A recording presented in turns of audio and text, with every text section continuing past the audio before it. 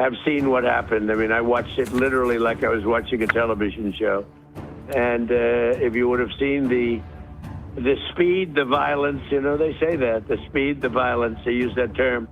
It's it was an amazing thing, an amazing job that these people did. There's nobody else could have done anything like it. You're at Mar-a-Lago right now. How were you able to watch this? Well, we watched it from a room. We had a room, and we watched it, and we watched every aspect of it. We were surrounded by lots of people, including generals, and they knew everything that was happening, and it was very complex, extremely complex. With steel doors that were put there for just this reason, and they got taken out in a matter of seconds. I've never seen anything like it, actually. And you were able to watch this in real time? Yeah, and don't forget, I've done some pretty good ones in other parts of the world, okay? I've done some pretty good ones, but I've never seen anything like this. I was able to watch it in real time, and I watched every aspect of it, and I listened to the communication between, you know, where we were in Florida and out in the field in Venezuela. But I meant, why did you make the decision to take out Maduro this morning?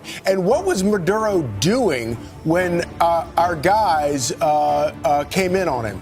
So we were going to do this 4 days ago, but the weather was not perfect. The weather has to be perfect. And we had just the perfect weather. We had, you know, very good. A little bit few more clouds than we thought, but it was good.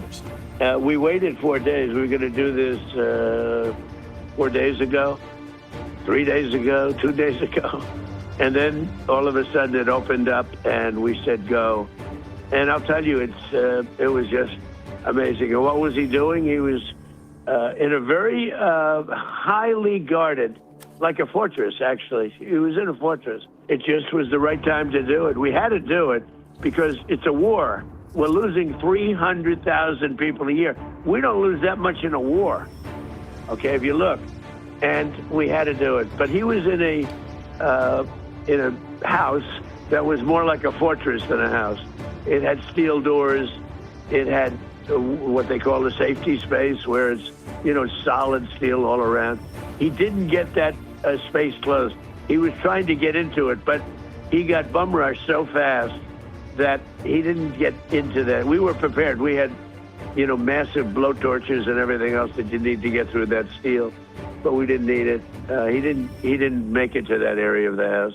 Moving forward for Venezuela, what do you think is next for the Venezuelan people now that you have removed Maduro so that he can face American justice? Well, we're making that decision now. We can't take a chance on letting somebody else run and just take over where he left or left off. So we're making that decision now. We'll be involved in it very much. And we want to do liberty for the people. We want to, you know, have a great relationship.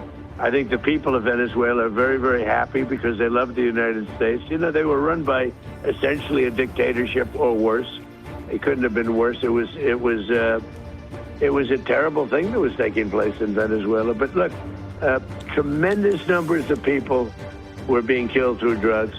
And what they did to our country in sending prisoners and people from mental institutions and drug lords and everything, they sent them by the hundreds of thousands of people into our country.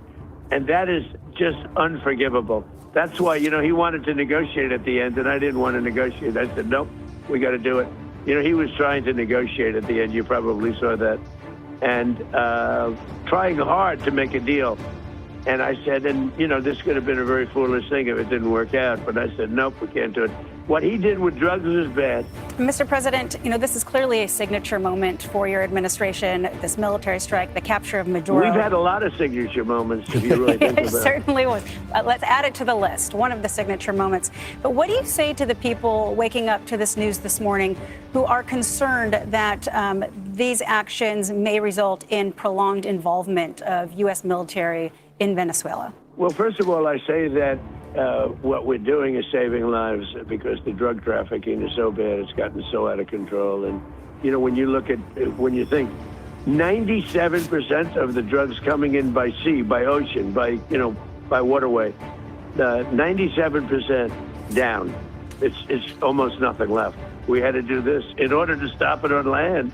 This was a part of it. There are other parts and there are other areas, frankly.